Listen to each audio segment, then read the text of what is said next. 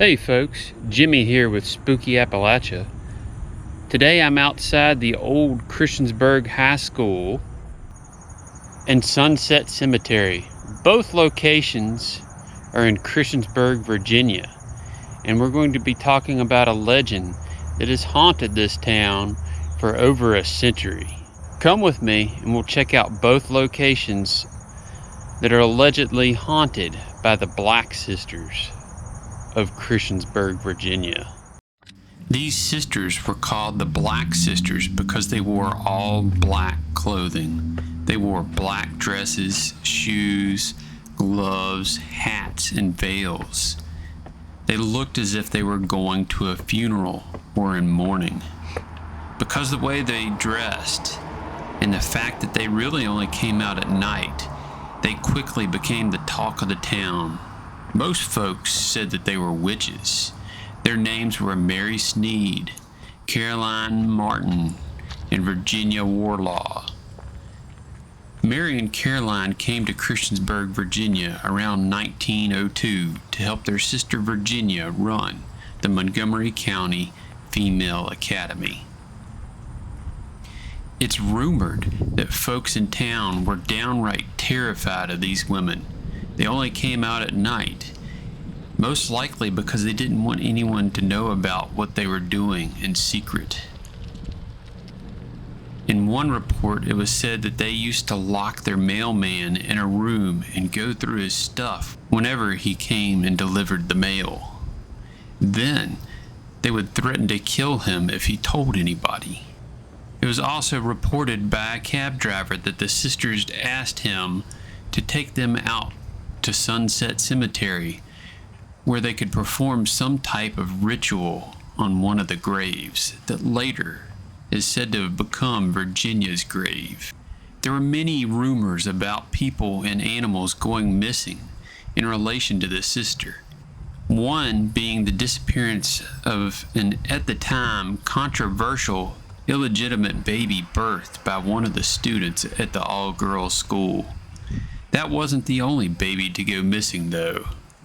Sometime later, Caroline's daughter, Osie, came to town and married her first cousin, Mary's son, Fletcher Sneed. Shortly after, Osie became pregnant, and Fletcher Sneed was found burned to death in his bed. The police found his clothes, and they were soaked in kerosene.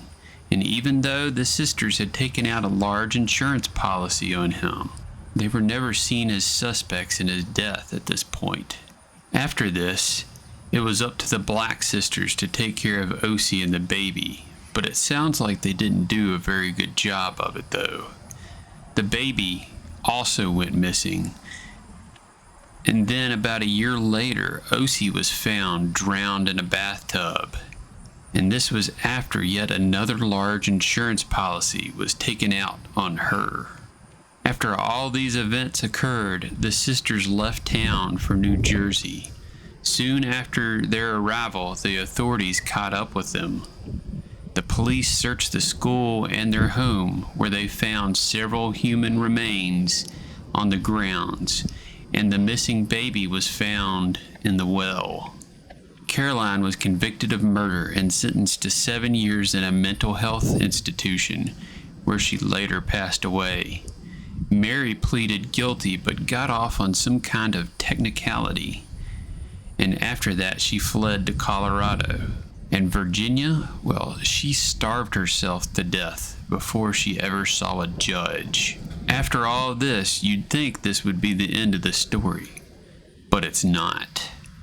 It's reported that the spirits of the Black Sisters haunt 2 locations, and those 2 locations are the ones we're visiting today. The first is the old Christiansburg High and Middle School that was built on top of the grounds of the old academy. The other is Sunset Cemetery. We've had many stories shared with us on Spooky Appalachia from these 2 locations over the years. Today, I'll share some of those stories with you. When I went to Christiansburg Middle School, it was around 1998 or 1999. There were all kinds of rumors about people seeing or hearing things in the school, and people talking about the Black Sisters. I remember one time I left for class to use the bathroom. I always felt creeped out going places in the school by myself. Heading there, I saw what looked like a shadow at the end of the hall dart away. I remember thinking that this was really odd. As I was walking to the bathroom, I started hearing what sounded like a lady whispering or chanting. I finished my business and took off back to class as fast as I could after that. Back when I was about 12 years old, we lived in Kentucky, and my parents took us on vacation. Our destination took us through Virginia. Dad had some friends in the area, so we stopped by for a visit. We knew his kids, and we all went to play at the school that was just up the road. As the 5 of us were playing, my sister kind of zoned out looking at the school. We laughed and kept playing, and then she started to walk slowly over towards the windows.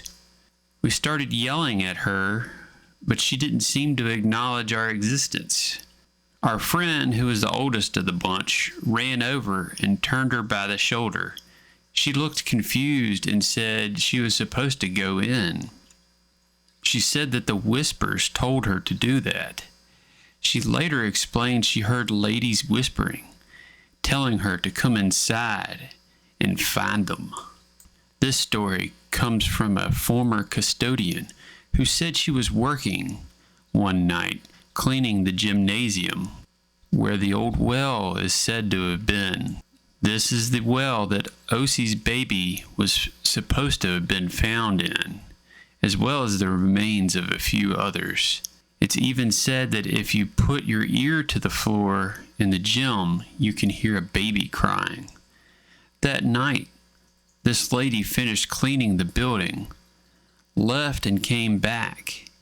And when she came back, she noticed handprints were all over the last window she cleaned. She cleaned it again, but the handprints reappeared. My aunt lived in Christiansburg, Virginia, and I grew up on stories about the infamous Black Sisters.